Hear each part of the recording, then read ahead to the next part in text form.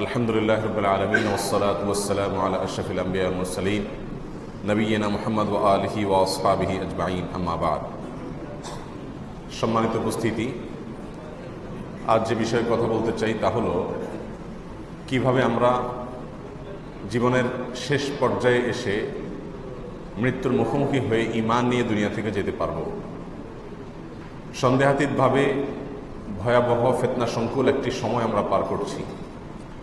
চতুর্দিকে ফিতনার এত বেশি ঘনঘটা, এত বেশি গুটগুটে অন্ধকার যে ফিতনার এই যুগে ঈমানের সঙ্গে অটল এবং অবিচল থাকা, ঈমান নিয়ে দুনিয়া থেকে চলে যেতে পারা, এটা হলো এই যুগে একজন মুমিনের জীবনের সবচেয়ে বড় কঠিন কাজ এবং বিশাল বড় সাফল্যের বিষয়।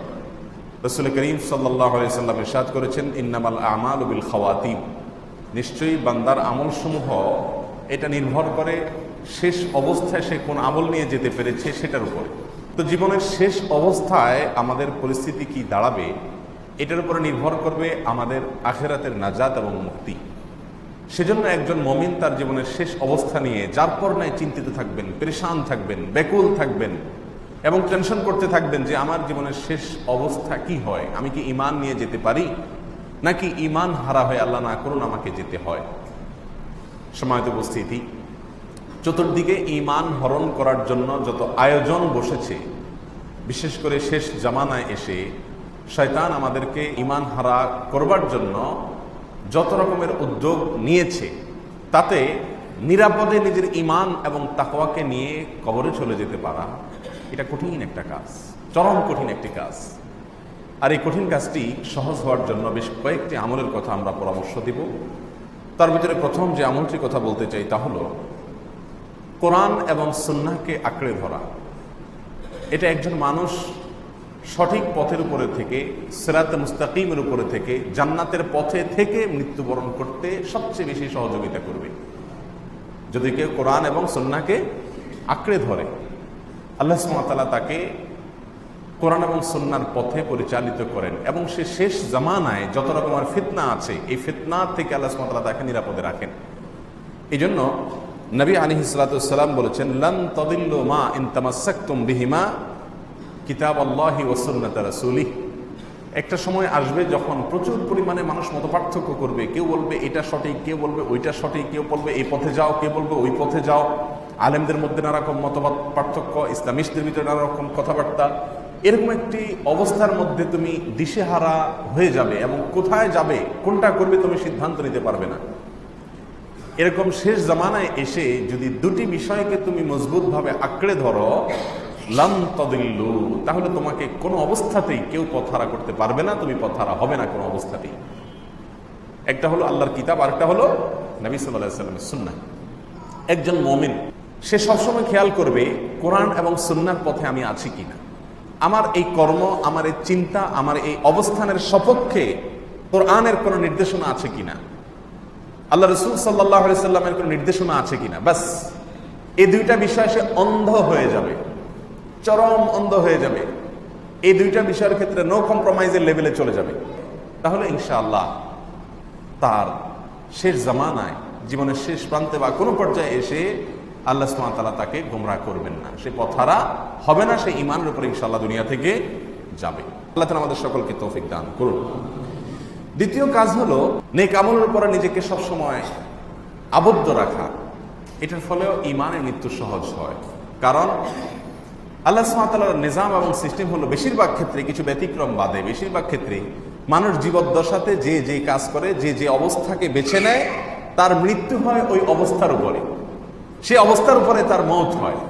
অর্থাৎ ধরেন একজন মানুষ সারা জীবন প্রত্যেকটা কাজ কোরআন সুন্নাহ অনুযায়ী করার চেষ্টা করেছে, খুঁটে খুঁটে কোরআন সুন্নাহর আমলগুলোকে করার চেষ্টা করেছে, আল্লাহ সুবহানাহু ওয়া তাআলা তাকে সেটার উপরে কি দিবেন? ইনশাআল্লাহ মৃত্যু দিবেন। একটা লোক সারাদিন নাফরমানির পথে থাকে, তো ওই ব্যক্তির নাফরমানির পথেই তার মৃত্যু হবে, সেটাই স্বাভাবিক। তবে হ্যাঁ, কুল্লুন মুয়াসসারুন লিমা খুলিকা, এই হাদিসের আলোকে কোনো কোনো সময় রুট চেঞ্জ হয়ে যায়, ব্যতিক্রমও হয়ে যায়। এই জন্য দ্বিতীয় আমল হলো ইসলামের শরিয়াকে পূর্ণাঙ্গভাবে ফলো করা, কোরআন সুন্নাহকে পূর্ণাঙ্গভাবে ফলো করা। আর এটার জন্য সহযোগিতা হয় যদি মানুষ একটা ভালো পরিবেশকে আঁকড়ে ধরতে পারে, ভালো মানুষের সঙ্গে থাকতে পারে। আল্লাহ সুবহানাহু ওয়া তাআলা বলেছেন, ইয়া আইয়ুহাল্লাযীনা আমানুত্তাকুল্লাহ, হে ঈমানদাররা তাকওয়া অবলম্বন করো। ওয়াকুনু মা'আস সাদিকিন, আর তাকওয়া অবলম্বন করার জন্য উপায় কি? কুনু মা'আস সাদিকিন, সত্যবাদীদের সাথে, ইমানদারদের সাথে, ভালো মানুষদের সাথে উঠা বসা করা। যারা আল্লাহর নাফরমানের বাইরে, আল্লাহর নাফরমানের পথে চলে না, আল্লাহর নির্দেশের বাইরে চলেন না, যাদের ভিতরে ইখলাস আছে, নিষ্ঠা আছে, এরকম মানুষদের সাথে যখন মানুষ উঠা বসা করে, তাদের সান্নিধ্য অর্জন করে, তখন আল্লাহ সুবহানাহু ওয়া তাআলা তাকেও তাকওয়ার পথে চলতে সাহায্য করে। বিশেষ করে ফিতনার যুগে এসে, আখিরি জামানায় এসে এই বিষয়টির গুরুত্ব আরো বেশি বেড়ে যায়। পরিবেশ এত ভয়াবহ যে যেখানে যাই জাহান্নামের আগুনের আঁচ যেন গায়ে লাগবে এমন অবস্থা। চতুর্দিকে জাহান্নামের ফাঁদ পাতা আছে শয়তানের তরফ থেকে। এরকম একটা পরিস্থিতিতে ভালো ভালো মানুষ যারা হারাম থেকে বেঁচে চলে, হালালের পথে চলে, তাকওয়ার পথে চলে, ইখলাসের পথে চলে, আল্লাহ সন্তুষ্টি ছাড়া জীবনে আর তাদের কোনো টার্গেট নেই, যারা বস্তুবাদী এই জীবন ব্যবস্থা থেকে অনেক দূরে, আল্লাহ সুবহানাহু ওয়া তাআলা তাদেরকে দ্বীনের জন্য, ঈমানের জন্য, আখিরাতের জন্য নির্বাচন করেছেন। এরকম মানুষগুলোর সঙ্গে খুঁজে খুঁজে, খুঁটে খুঁটে তাদের সাথে যদি চলা যায়, তাহলেও ঈমানের উপরে, নেকামলের উপরে অটল অবিচল থাকা যায়। আল্লাহ সুবহানাহু ওয়া তাআলা আমাদের সকলকে তৌফিক দান করুন। 3 নম্বর আমল হলো মাঝে মধ্যে বা প্রায় ঈমানকে নবায়ন করা। ঈমানকে নবায়ন করা, এখানে আসছে জাদ্দিদু ঈমানাকুম, তোমরা তোমাদের ঈমানকে নবায়ন করো। কয়দিন পর পর ঈমানকে নতুন করে আনো, নতুন করে আনো। কারণ কোন কাজে, কোন কথায়, কোন বিশ্বাসে ঈমান হারা হয়ে গেছে অথবা ঈমানের মিটার নিচে নেমে গেছে, তুমি নিজেও জানো না। সেজন্য ঈমানকে বেশি বেশি নবায়ন করো। জাদ্দিদু ঈমানাকুম। ক্বালু কাইফা নুজাদ্দিদু ঈমানানা ইয়া রাসূলুল্লাহ, তারা জিজ্ঞাসা করলেন, হে আল্লাহর রাসূল, আমরা ঈমানকে কিভাবে নবায়ন করব? কি করলে ঈমানকে রিনিউ করা হবে? এই রিনিউটা কিভাবে করব? তিনি বলেন, ক্বাল আকসিরু মিন কওলি লা ইলাহা ইল্লাল্লাহ। তিনি বলেছেন যে এই যে কালিমাতুত তাইয়্যিবা, লা ইলাহা ইল্লাল্লাহ, এটাকে বেশি বেশি করে বলতে থাকো। কয়দিন পর পরই কালিমায়ে শাহাদাত পড়েন, ঈমান আনেন আল্লাহর প্রতি এবং ইস্তিগফার করেন, আশহাদু আল্লা ইলাহা ইল্লাল্লাহু ওয়া আশহাদু আন্না মুহাম্মাদান আবদুহু ওয়া রাসূলুহু। কয়দিন পর পরই করতে থাকেন, বলতে থাকেন, নতুন করে ঈমান আনেন। ঈমানকে কয়দিন পর পর ঘন ঘন করে রিনিউ করেন। কারণ শেষ জামানায় অনেক জানা অজানা নানা কারণে ঈমান মানুষের চলে যায়, ছুটে যায়, দুর্বল হয়ে যায়। যার কারণে বেশি বেশি ঈমান নবায়ন করা, এটা হলো ঈমানের সঙ্গে দুনিয়া থেকে যাওয়ার জন্য তৃতীয় গুরুত্বপূর্ণ একটি আমল। আল্লাহ সুবহানাহু ওয়া তাআলা আমাদেরকে বেশি বেশি করার তৌফিক দান করুন। নাম্বার 4, অনেক উলামায়ে কেরাম পরামর্শ দিয়েছেন মিসওয়াক করা বেশি বেশি করে। কারণ রাসূল করিম সাল্লাল্লাহু আলাইহি সাল্লামের জীবনের শেষ আমল ছিল মিসওয়াক। তিনি আয়েশা রাদিয়াল্লাহু তাআলা আনহার কোলে মাথা রেখে তার জীবনের শেষ নিঃশ্বাস যখন ত্যাগ করেছেন, তার জীবনের শেষ আমল ছিল মিসওয়াক করা। মিসওয়াক করে কালিমায়ে শাহাদা পাঠ করে আল্লাহর প্রতি ঈমান এটা প্রকাশ করে দুনিয়া থেকে চলে যাওয়ার যে তৌফিক নসিব হয়েছে, এখান থেকে অনেক উলামায়ে কেরামগণ বলে থাকেন যে এটার উপরে ভিত্তি করে মিসওয়াক বেশি বেশি করে করা, এটা ঈমানে মৃত্যুর জন্য সহায়ক একটি আমল। মিসওয়াক তো আমাদের সমাজ থেকে এখন বিদায় নিয়ে গেছে। এখন ব্রাশ, এটাকে আমরা একমাত্র আমাদের মুখ পরিষ্কারের জন্য অবলম্বন হিসাবে রেখেছি। অথচ ব্রাশের চাইতে মিসওয়াক নিয়মিতভাবে করা, এটা স্বাস্থ্যের জন্য যেমন ভালো, তেমন ঈমানের জন্যও ভালো। আর যদি বলেন যে না ব্রাশ করতেই হবে, তো ব্রাশ করেন, ভিন্ন কথা, কিন্তু পাশাপাশি মিসওয়াকও করেন। নবী সাল্লাল্লাহু আলাইহি সাল্লাম বলেছেন যে আমি যদি তোমাদের জন্য কঠিন মনে না করতাম, লাউলা আন আশুক্কা আলা উম্মতি লামারতুহুম বিসওয়াকি ইনদা কুল্লি সালাহ আও ইনদা কুল্লি ওযু। কয়েক হাদিসে কয়েক রকম আসছে যে প্রত্যেক নামাজের সময় মিসওয়াক করার নির্দেশ আমি জারি করে দিতাম যদি আমি তোমাদের জন্য এটা কষ্টকর মনে না করতাম। এই জন্য মিসওয়াকের আমলটা খুব বেশি বেশি করা, এটাও ঈমানের সঙ্গে দুনিয়া থেকে বিদায় হওয়ার জন্য সহায়ক আমল। এই জন্য এই আমলটা বেশি বেশি করবো ইনশাআল্লাহ। নাম্বার 5, বেশ কিছু দোয়া আছে আল্লাহর কাছে একেবারে কায়মনোবাক্যে চোখের পানি ফেলে একাকী নিঃসঙ্গে বসে দোয়াগুলোর অর্থকে অনুধাবন করে বুঝে বুঝে আল্লাহর কাছে এই দোয়াগুলো সবসময় করতে থাকা, অ্যাপ্লিকেশন করতে থাকা যে আল্লাহ আমার জন্য ঈমানের সঙ্গে মৃত্যু হয়, আমি যেন তোমার প্রতি বিশ্বাস নিয়ে যেতে পারি, আমি যেন বেঈমান হয়ে যাওয়া না লাগে, আমার জন্য শেষ পরিণতিটা খারাপ না হয়। শেষ ভালো যার, সব ভালো তার, এটা হাদিসেরই মর্মার্থ।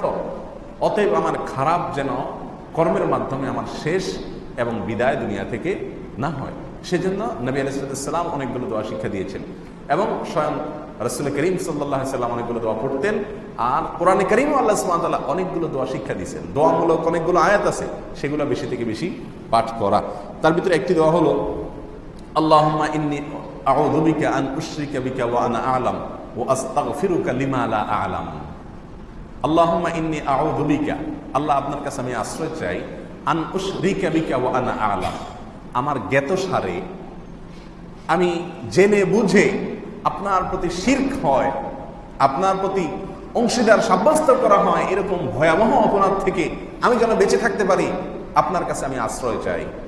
ও আস্তাগফিরুকা লিমা লা আ'লাম, আর আল্লাহ আমার অজান্তে, আমার অজ্ঞাতসারে, আমি টেরও পাই নাই, এরকম কোনো ভাবে যেন কোনো শিরক আমার দ্বারা না হয়ে যায়, সেজন্য আপনার কাছে আশ্রয় চাই। আল্লাহুম্মা ইন্নী আউযু বিকা আন উশরিকা বিকা ওয়া আনা আ'লাম ওয়া আস্তাগফিরুকা লিমা লা আ'লাম। আল্লাহ জ্ঞাতসারে অথবা অজ্ঞাতসারে কোনোভাবে আমার দ্বারা যেন শিরক না হয়, এটা থেকে যেন বেঁচে থাকতে পারি। এই দোয়া বেশি বেশি করে আল্লাহর কাছে পাঠ করা এক। দ্বিতীয় দোয়া হলো ইয়া মুকাল্লিবাল কুলুব সাব্বিত কলবি আলা দীনিক, হে অন্তর পরিবর্তনকারী, হে রব, হে আল্লাহ, যার হাতে সমস্ত মানুষের অন্তরকে ঘোরানোর ক্ষমতা আপনার। ইয়া মুকাল্লিবাল কুলুব, হে অন্তরকে পরিবর্তনকারী আল্লাহ, সাব্বিত কলবি আলা দীনিক, আমার অন্তরকে আপনার দ্বীনের উপরে আপনি অটল, অবিচল এবং এটার উপরে কায়েম, দায়েম এবং স্থির রাখুন।